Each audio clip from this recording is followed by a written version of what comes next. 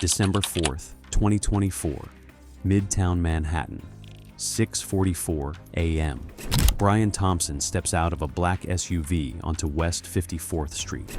He's the CEO of UnitedHealthcare, the largest health insurance company in America, worth $10 billion, covering 49 million Americans. He's here for the company's annual investor conference at the New York Hilton. Another morning, another meeting, another day running the most powerful healthcare empire in the world. He doesn't notice the figure in the gray hoodie waiting near the hotel entrance, backpack on his shoulders, baseball cap pulled low, standing in the cold like he belongs there. The figure steps forward, raises a gun equipped with a silencer, fires 3 shots. Thompson stumbles, falls. Security guards rush to him. An ambulance arrives within minutes. But Brian Thompson, CEO, father, husband, is pronounced dead at the scene. The shooter walks calmly away, disappears into Central Park, vanishes into the most surveilled city in America without a single person stopping him. By noon, his face is everywhere. By evening, something extraordinary happens. Something that shocks politicians, journalists, and law enforcement across America. The public doesn't mourn the victim. They celebrate the shooter. Social media explodes with support. Memes flood the internet. People post the shooter's photo with the caption, "He ate." T-shirts appear overnight. A GoFundMe is launched in his honor. When his name is finally revealed, Luigi Mangione, 26 years old, Ivy League graduate, son of one of Maryland's wealthiest families, the internet response is not horror, it's adoration. And that reaction, more than the murder itself, revealed something America had been refusing to say out loud for years.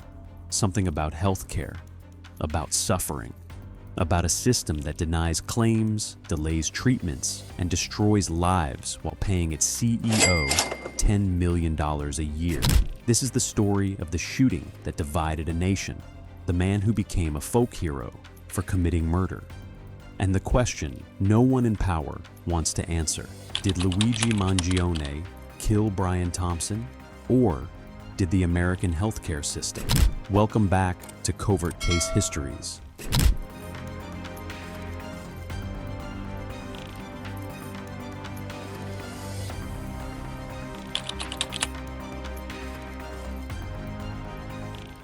Brian Thompson is born in Iowa, middle-class family, works his way up, accountant by training, joins UnitedHealthcare in 2004, rises through the ranks for 2 decades.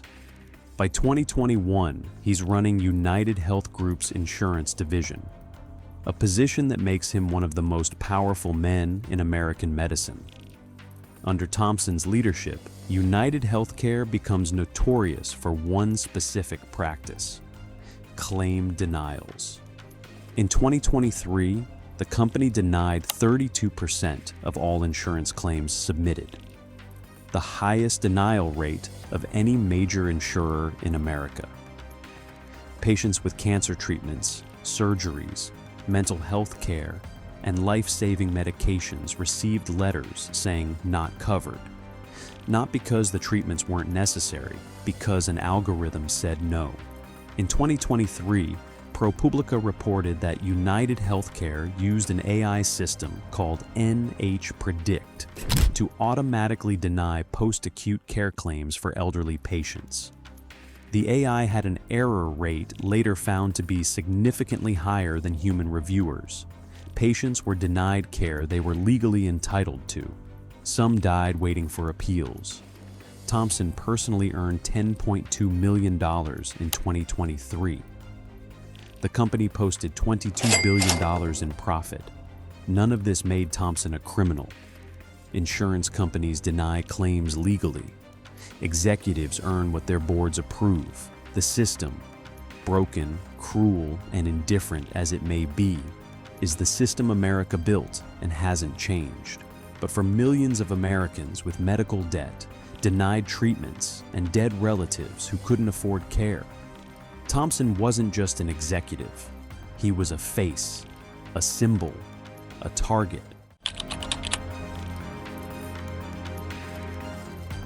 Luigi Nicholas Mangione is born March 6, 1998, in Maryland. Not working class, not struggling. His family owns Turf Valley Resort, a country club and golf course in Howard County worth tens of millions. His grandfather, Nicholas Mangione, was a prominent Baltimore real estate developer and philanthropist. His family donates to hospitals, has buildings named after them. Luigi goes to Gilman School, one of Maryland's most elite private schools. Tuition, $36,000 a year. He graduates valedictorian, studies at the University of Pennsylvania, graduates magna cum laude with a degree in computer science and engineering. By 2022, he's working at Twice Biological, a San Francisco tech startup focused on longevity research. He's 24, well-connected, well-compensated. His social media shows hiking trips, surfing photos, book recommendations. He reads Nietzsche, Dostoevsky, Camus. He posts about health optimization, personal development, the future of technology. He is the last person you'd expect to commit a premeditated assassination. Then his back gives out. In early 2022, Mangione begins experiencing severe spinal pain. The diagnosis?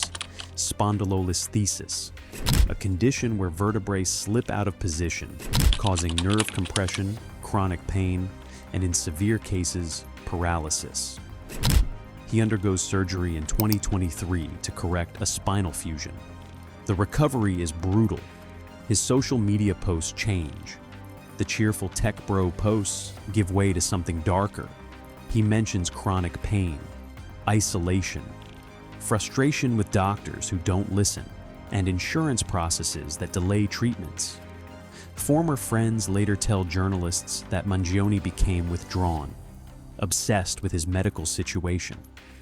Angry at a system he felt failed him despite his privilege. Because even with good insurance and family money, getting the right care was a fight. In late 2023, he quits his job, tells friends he needs to travel and recover. He travels to Hawaii, Japan, India. He stays at hostels, meets backpackers, seems to reconnect with life. People who knew him from hostels describe a friendly, intelligent, intense young man. But something is building underneath. Sometime in 2024, Luigi Mangione begins planning. When police catch Mangione 5 days after the shooting, they find something in his backpack alongside the ghost gun. Pages of handwritten notes. Not a confession, a manifesto. The document, parts of which are later reported by journalists, describes the American healthcare system as a parasitic industry. It accuses insurance companies of deliberately denying care to maximize profit. It references specific practices, prior authorizations, claim denials, algorithmic decision-making. One passage reportedly reads, "These parasites had it coming. The shell casings found near Thompson's body carry 3 words engraved on them. Words familiar to anyone who has ever dealt with an insurance company. Deny, delay, depose." It's a reference to a well-known critique of insurance industry tactics. Delay care, deny coverage, defend against lawsuits, a phrase used by patient advocates for decades. Mangione wasn't acting out of personal grievance against Thompson specifically. Thompson was a symbol, a stand-in for an entire system, a deliberate target chosen to send a message. And America received that message, loudly. December 4th through December 9th, 2024, 5 days. The most intense manhunt in New York City since the Boston Marathon bombing. The NYPD releases surveillance footage, a gray hoodie, a backpack, a deliberately obscured face. Investigators trace the shooter's path through Central Park, into a bus terminal, and onto a Greyhound bus heading out of the city. They find the hostel where he stayed before the shooting, the McDonald's bag he discarded, the water bottle, the fake ID in the name of Mark Rosario, the ghost gun, a 3D printed untraceable weapon he assembled himself. 5 days later, December 9th, 2024, Altoona, Pennsylvania, a McDonald's. An employee notices a customer who matches the suspect's description, calls police. Officers arrive to find Luigi Mangione sitting alone eating breakfast. He's carrying the fake ID, a real ID in his own name, the ghost gun, a suppressor, and the handwritten manifesto pages. He's arrested without incident. When his real name is released, the internet explodes again. Not with relief, with something more complicated. Because Luigi Mangione isn't the profile of a terrorist. He's young, educated, handsome, wealthy. He looks like a protagonist. And in the story, millions of Americans were already writing in their heads about a healthcare system that kills people legally every day. He fit the role they'd been casting. The public reaction to Luigi Mangione's arrest is unlike anything America has seen in modern history. Within 24 hours of his arrest, #FreeLuigi trends on social media. Thousands of posts express admiration. People leave flowers and notes at the shooting site, but addressed to Mangione, not Thompson. A woman in New York holds a sign. We all know what he did and why. Healthcare reform suddenly dominates congressional conversations in ways no bill or protest had achieved in years. Former patients fill comment sections with their own stories. Denied cancer treatments, bankrupted by medical bills, relatives who died waiting for insurance approvals, people who couldn't afford insulin, children denied surgeries. For these Americans, Luigi Mangione didn't just kill a CEO. He did something no amount of advocacy, legislation, or protest had accomplished. He made the entire country talk about what the healthcare system does to people. Not since 1955, when Rosa Parks refused to give up her bus seat, has a single illegal act catalyzed such immediate national conversation about systemic injustice. The comparison is uncomfortable. It's not a clean analogy, but it's the one Americans keep making. December 23rd, 2024. Mangione pleads not guilty to state murder charges in New York. The legal case fractures into multiple simultaneous battles. New York state charges, second-degree murder, weapons charges, forged instrument possession. State murder trial set for September 8th, 2026. Federal charges, stalking and murder with a potential death penalty. The first time the Trump administration pursues capital punishment in a civilian assassination case. Pennsylvania charges, weapons and false identification charges from his Altoona arrest. August 14th, 2026. Yesterday, Manhattan Federal Court. Mangione pleads guilty to federal stalking charges. No deal with prosecutors. Sentencing scheduled December 18th, 2026. He faces life in prison. But here's the legal twist that could define the entire case. His lawyers immediately file a motion arguing his federal guilty plea bars, prosecution for murder in state court under New York's double jeopardy law. One crime, two sovereigns, federal and state.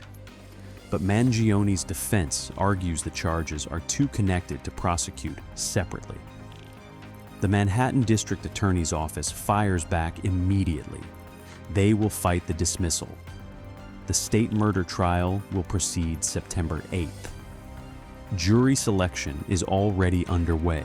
The jury will be anonymous, protected from public identification due to documented threats and harassment against people connected to the case.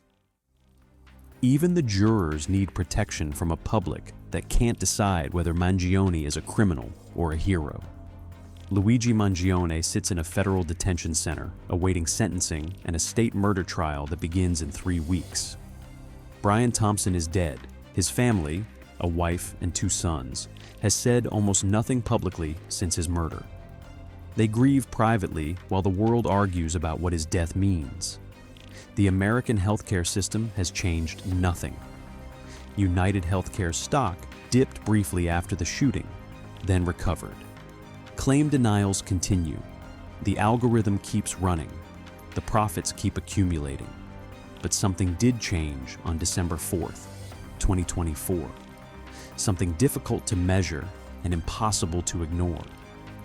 For one moment, the anger that millions of Americans carry quietly, the rage of denied treatments, unpaid bills, dead relatives, and a system that prices human life by quarterly earnings.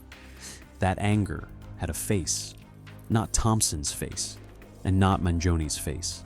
The face of a country that built a healthcare system that makes people desperate enough to celebrate murder. Luigi Mangione may spend the rest of his life in prison. He may be sentenced to death. He may win his double jeopardy appeal and face a different outcome entirely.